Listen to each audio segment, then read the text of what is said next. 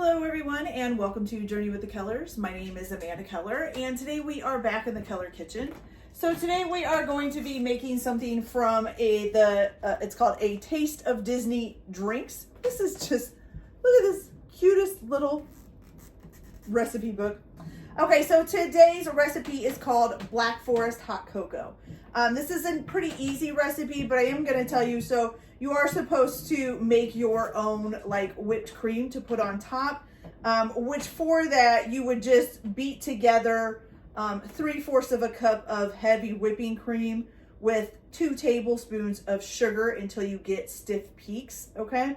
And then you can just spoon it into a piping bag so that you can make like little stars on top of it. I'm not going to do that. I just bought canned whipped cream. I know that's kind of cheating, but if you would like to do your own, if you'd like to make it, go ahead and make it. That's up to you. You'll just put it in the bag with the star tip, and then you can just squeeze it on top when you're getting ready to serve them, okay?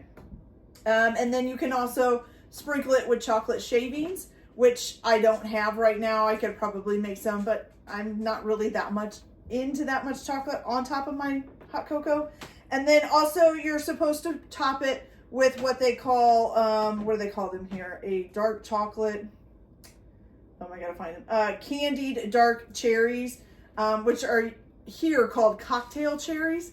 And I did have them, but I got them at the store this morning, and when I opened the trunk of my car, they fell out and the glass shattered all over my garage floor. So no cherries for me, but that's what you can do at the end, you know, when you're going to serve it. Put the hot cocoa in a mug, put some of the whipped topping that you made on top, and then put a cherry on top. Otherwise, just do whatever you would usually do. Oh, and put some chocolate shavings on it. Otherwise, you can probably decorate it however else you want to do it. Okay? All right, so first of all, the first thing that we are going to do is I am making a double batch, by the way, just so you know. So I'm going to be putting more in than what I say. But the first thing that you are going to do is take a 1/2 cup of whole milk.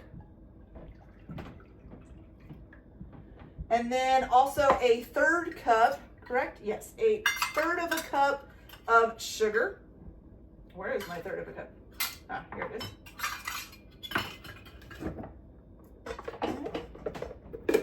So like I said, I'm making a double batch, so I am putting more than a 1/3 in here. Okay. And you are going to turn that on. And by the way, this pot over here is something else cooking, so don't worry about that. Okay, so you're going to turn that on, and basically what you're going to do is just continuously stir it until it comes to a boil. Once it does come to a boil, oh, and I forgot to add the chocolate. I'm so sorry. So you're going to need 3 ounces of good quality bittersweet chocolate that's been chopped up. I'm just using bittersweet chocolate chips, okay? All right, so now you're going to stir that until it comes to a boil, stirring it constantly on a medium heat. Once it comes to a boil, then you're going to add in another, then you're going to add in another 1.5 cups of whole milk, and then remove it from the heat, okay? So I'm going to go ahead and get that done. I'll keep stirring this for a little bit, then I'll add, until it comes to a boil, then I'll add the 1.5 cups of whole milk, and then I'll come back and show you what we do once we take it off the heat. So I'll be back in just a minute. Okay, you guys, so I have added the extra milk, and so now you've just kind of got this really nice dark looking cocoa here, okay? So your last steps for this are going to be, you're going to add a 1/2 cup of cherry juice, okay? And then also 1/4, is it 1/4 of a teaspoon? Yes, 1/4 of a teaspoon of almond extract, okay? What is that? There we go. Okay, so 1/4 of a teaspoon of almond extract. And then you're just gonna mix that together, basically. Make sure it gets good and mixed in. Okay, like I said, you could also, at this point, if you want, or while you could even make it ahead of time before you make the cocoa. I wouldn't do it while you were making the cocoa because then the cocoa might burn. But then you can take your 3/4 of a cup of heavy whipping cream and mix it with a 1/2 cup of sugar, I think it was. no, it wasn't a half a cup, was it? No, 2 tablespoons of sugar, and whip it together until you get nice stiff peaks in either using a hand mixer or a stand mixer.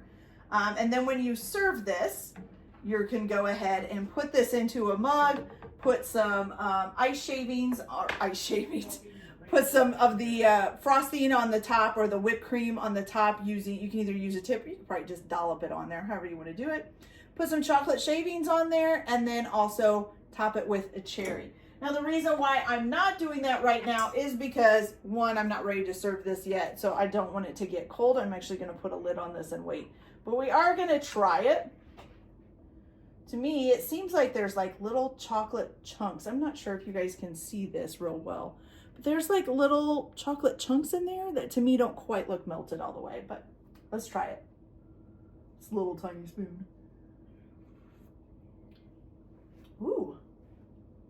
Ooh. I really like the little kick of cherry. That is really good, you guys. So I'm not usually really big on, I like hot cocoa, but I'm not really big on the super, super rich hot cocoa, which this would probably be. But with that cherry in there, it kind of really does make it so it's not so richity chocolate. Oh, that is fantastic. Okay, you guys, so that's it for this video. I hope you liked it. Like and subscribe if you like, or don't if you don't. Everyone have a good day. Enjoy your cooking. Keep your kitchen messy, and we'll see you later. Bye.